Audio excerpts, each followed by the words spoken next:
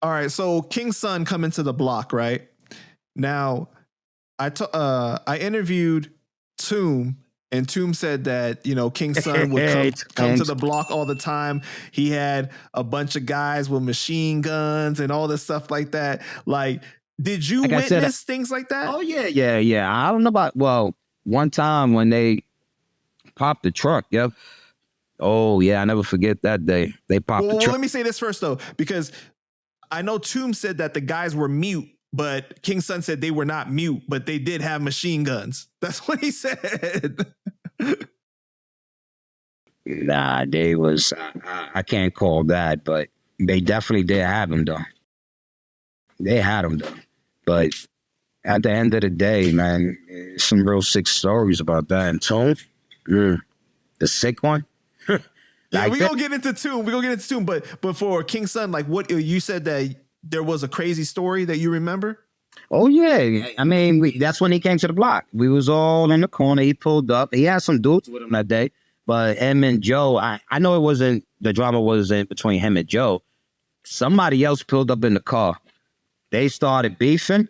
And I know it was people from, I want to say, by Jerome Avenue. I don't know. It has something to do with money, videos, music, whatever. Son, that's when I said, that's when they popped the trunk.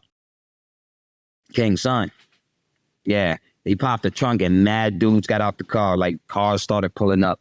So, and I don't know who the dudes was. So that's when I know shit was real. But I was the youngest, so I backed up. Wow. Yeah. So during that time, you saw King Son with Joe all the time, pretty much. Yeah. This way, I mean, you know, Joe drove around with temporary license plates for fucking months, bro. The cops used to memorize his all the time. There's one time the cops drove by the spot. I mean, they know what's going on out there, but they drove by the spot and started singing through the fucking speaker through the car. You gotta flow, Joe. You gotta flow, Joe. You gotta. That shit was bad funny, though. Are you serious? The cops started singing the song? Yeah, the cops started singing the song. I never forget. Oh my God. I was like, bro, that ain't a good look, son. But it was funny, though. But that track was dope, man. You had kids, little kids singing that shit, man. Wait. So did the cops start going, Fat Joe's back in town from the boogie down? Nah. They just said, you gotta flow. But they used to harass him all the time. But, you know what I mean? That nigga used to throw his middle finger up at him. But, you know, some real shit. My bag, I had to empty that.